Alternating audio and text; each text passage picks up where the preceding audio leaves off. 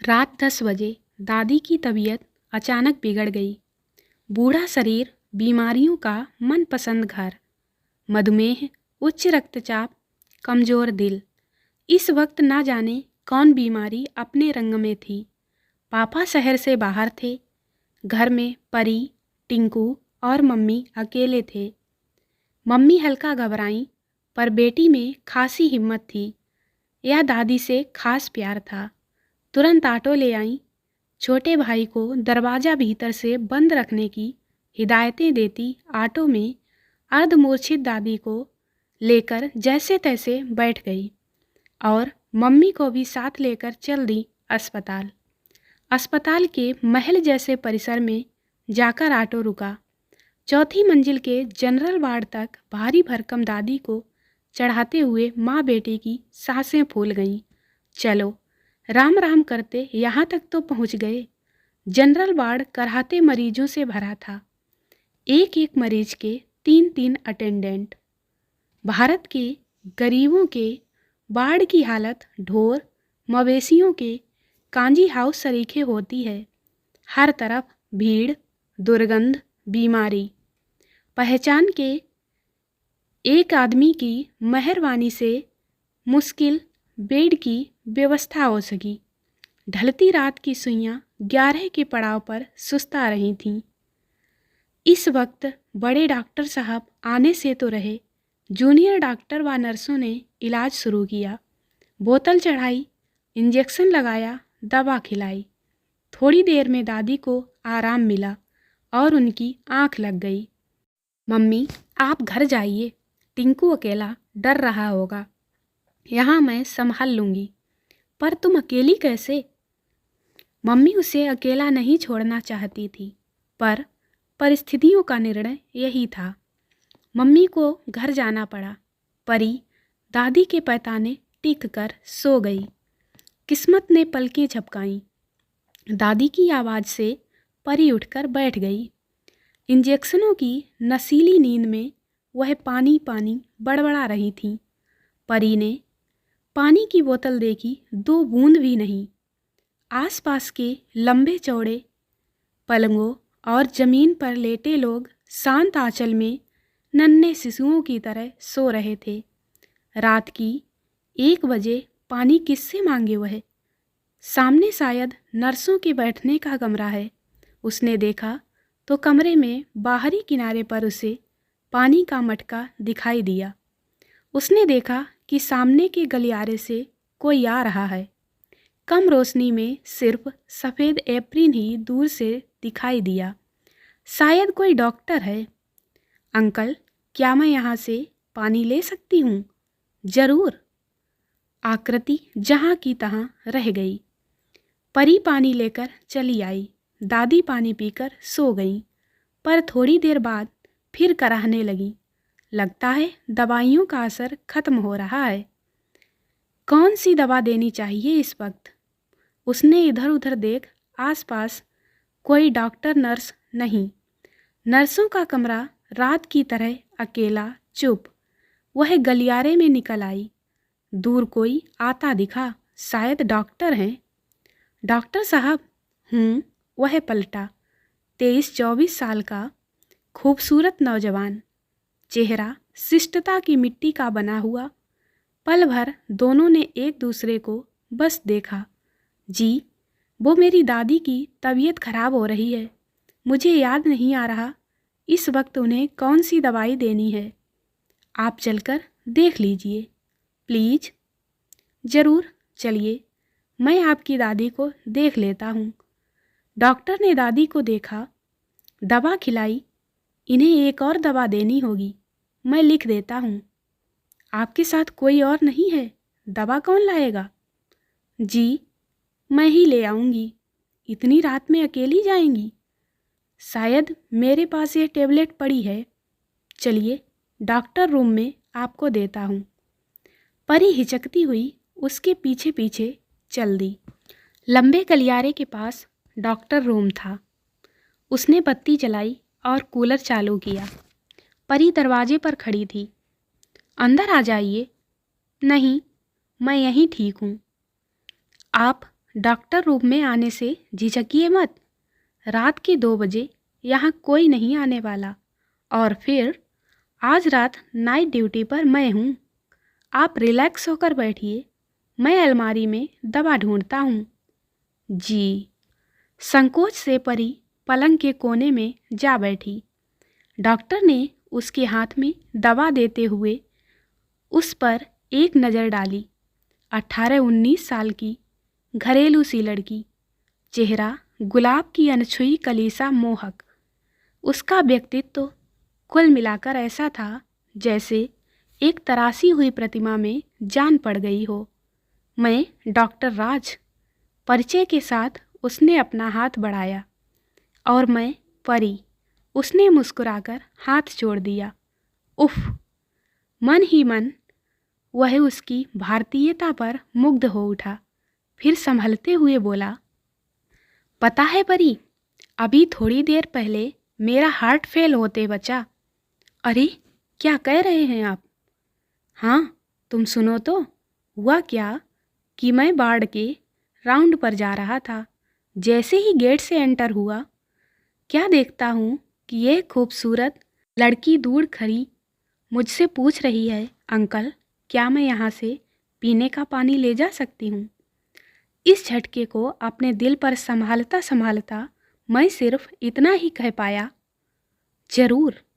अरे वह आप थे। दरअसल वहाँ रोशनी इतनी कम थी कि मैंने ठीक से देखा ही नहीं। मुझे लगा कोई। चलो जाने दो। अच्छा यह बताओ, तुम क्या करती हो? मैं बीए फाइनल में हूँ। और बीए के बाद क्या करोगी? शादी। क्या? हाँ, पापा कहते हैं ग्रेजुएशन पूरा होते ही मेरी शादी करा देंगे। तुम अपने पापा की पसंद से शादी करोगी? हाँ। क्यों? कुछ नहीं, तुम अच्छी हो परी। 2 पल की चुप्पी उनके बीच आ गई, मीठी सी चुप्पी। डॉक्टर साहब, आप अपने बारे में तो बताइए। शादी हो गई आपकी? अभी कहाँ यार, अभी तक तो बस ढूंढता ही फिर रहा था। लेकिन आज अचानक फिर वह चुप हो गया। ज़्यादातर डॉक्टर तो डॉक्टर लड़कियों से ही शादी करते हैं ना?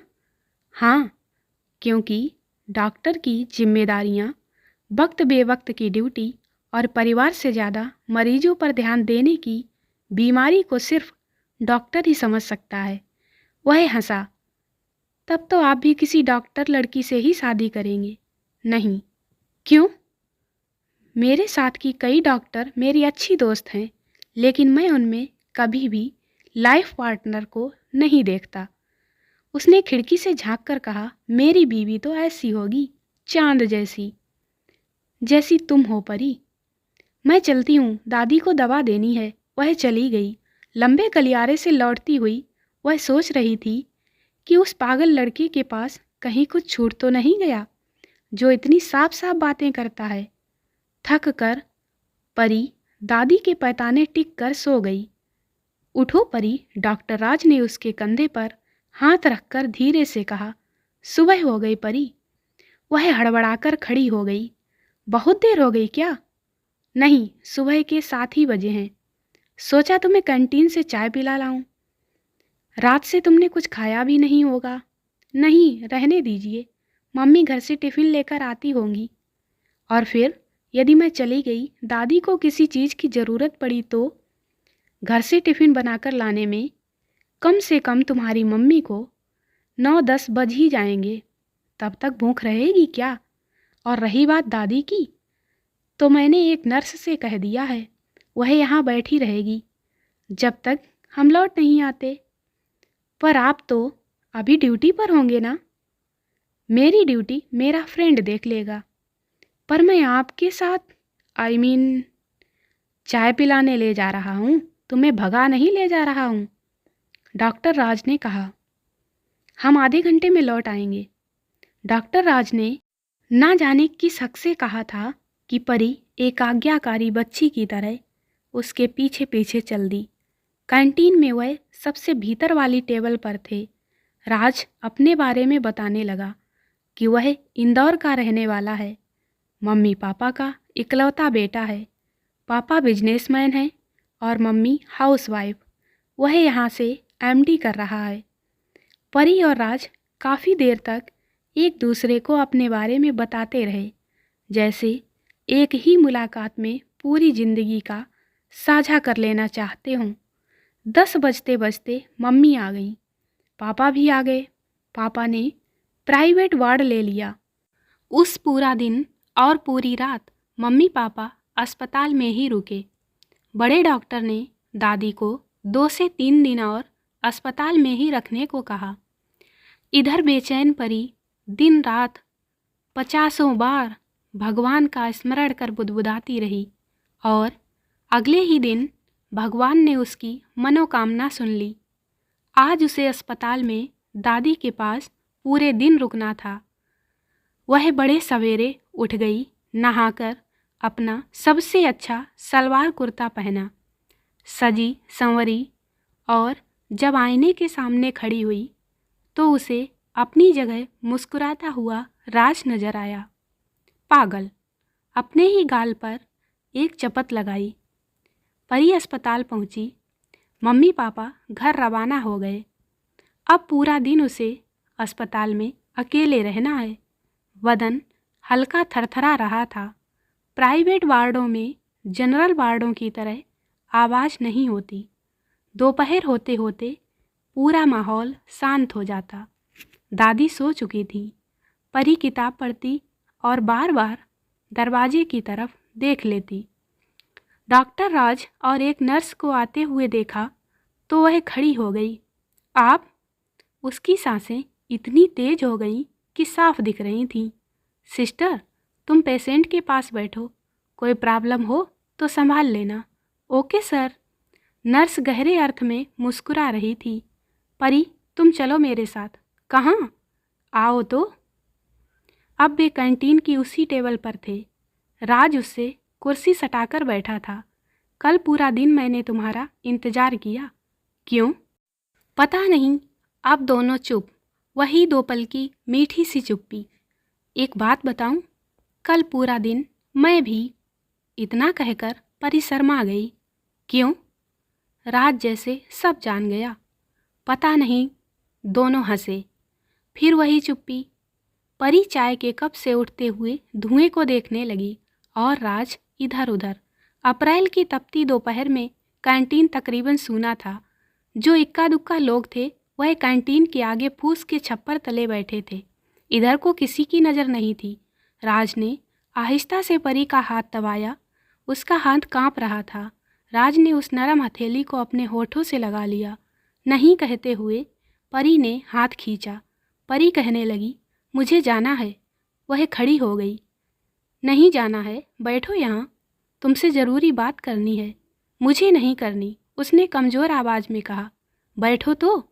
राज ने हाथ पकड़कर उसे बिठा लिया। अब वह सर झुकाए बैठी है। शादी करना चाहता हूँ तुमसे। परी चुप है। वह बोल रहा है, मैं प्यार करने लगा हूँ तुमसे, तुम्हारे साथ ज़िंदगी बिताना चाहता हूँ। नहीं, ऐसे प्यार नहीं होता। यह बस थोड़े टाइम का अट्रैक्शन है, बाद में तो। झूठ मत बोलो, तुम भी प्यार करती हो मुझसे। मैंने देखा है तुम्हारी आंखों में। राज की आवाज़ उत्तेजित थी। वो उठकर चली आई। दादी अब तक सो रही थीं। परी उनका हाथ अपने हाथ में पकड़कर रोने लगी। वह समझता क्यों नहीं दादी? प्यार कहीं ऐसे भी होता है भला? ऐसे थोड़े ही कोई किसी से शादी कर लेता है। और फिर आप सब लोग कितना प्यार करते हैं मुझसे। सबकी नज़रों में मैं कितनी अच्छी लड़की हूँ। ऐसे कैसे मैं उस पर भरोसा कर लूँ? डॉक्टर्स के बारे में कितना सुना है कि वे फ्लर्टर होते हैं। मैं अपनी ज़िंदगी ऐसे तबाह नहीं कर सकती। मैं सही कह रही हूँ ना दादी? मैं उससे प्यार नहीं करती ना? वह रोती रही। घंटे भर बाद दादी की नींद खुली। परी सूजी आंखों से किताब पढ़ रही थी। दादी को देखा तो वह उनके गले से लिपट गई। अरे पागल लड़की, रो क्यों रही है? अरे तेरी दादी ऐसे नहीं मरने वाली। तेरा दूल्हा देखकर ही आंखें मूंदूंगी।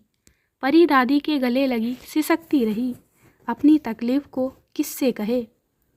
आपको डॉक्टर साहब बुला रहे हैं, आप जाइए। पेशेंट के पास मैं बैठी हूँ। नर्स का स्वर सदा हुआ था। परी समझ गई बाहर खड़े राज का मूड अच्छा नहीं है। वह बाड़ से बाहर आई। सामने राज था।